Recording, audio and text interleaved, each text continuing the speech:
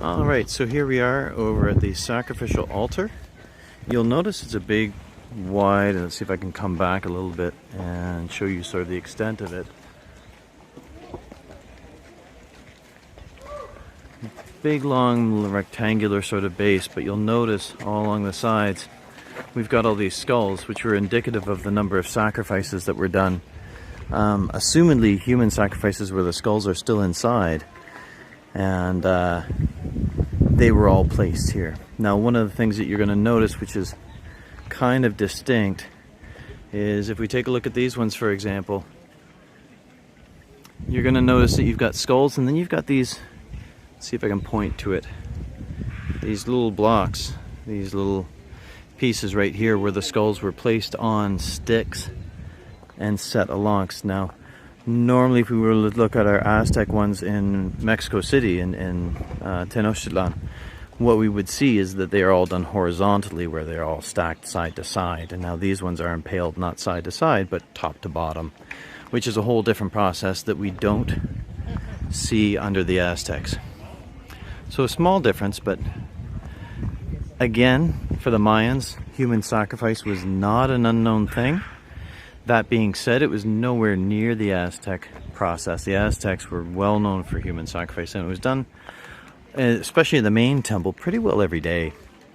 One of their legends was that the only way the sun would rise was through the sacrifice of blood, and so sacrifices were done every day to make sure the sun would rise, because otherwise it would be a calamity. Whereas for the Mayans, human sacrifice was a much rarer process. For something as big as this, for something as monumental as Chichen Itza, we would have a large number of sacrifices, a huge number of people that were sacrificed, and a lot of them, well, we can talk about sacrifices later.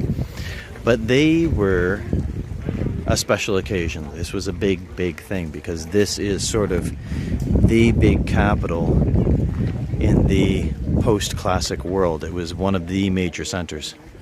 And as we well know, one of the new wonders of the world. There we go. I don't know if you can read that, but hey, there it is.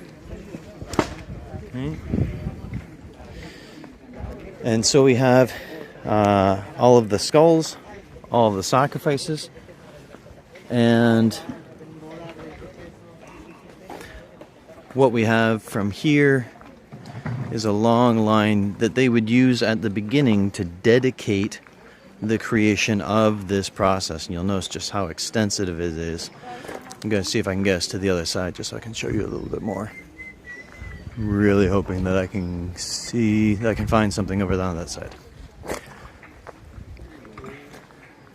As I was saying, the Mayans would sacrifice sporadically for very specific things. But one of the big things about the Mayans was bloodletting.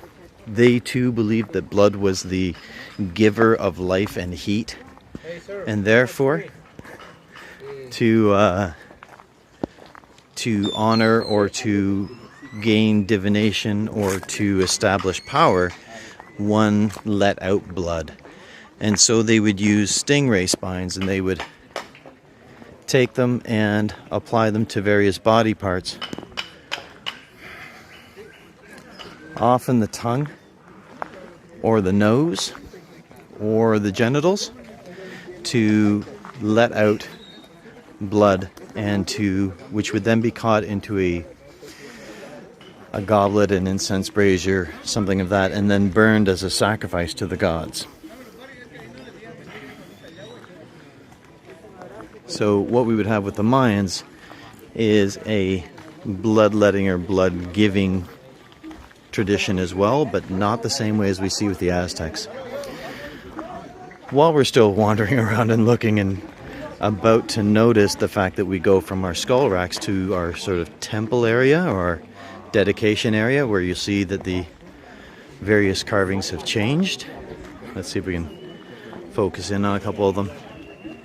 Here we would have our sort of more prominent people along with the gods, and a depiction of the process. So you're going to see a lot of our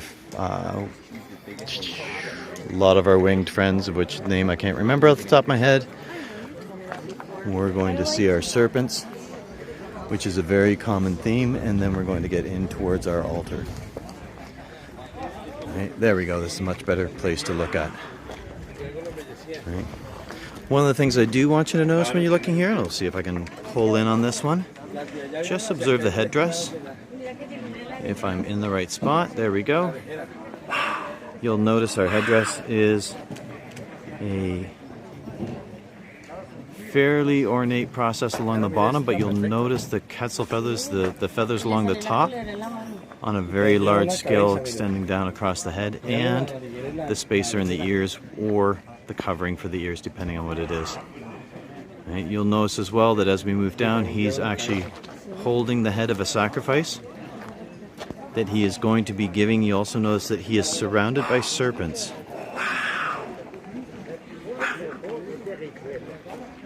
that are getting back into our serpent gods. Sorry, there was something going on in the background which was just too interesting not to pay attention to. Right? When we get to our main temple, we'll notice this temple to Kukulkan, which is the serpent god, and that serpents are really the theme for Chichen Itza. It was one of their main gods, and as a result, the same way CN Tower would be on all of your tourist stuff when you come to Toronto, all the stuff in Chichen Itza would be primarily serpent based, along with the other gods.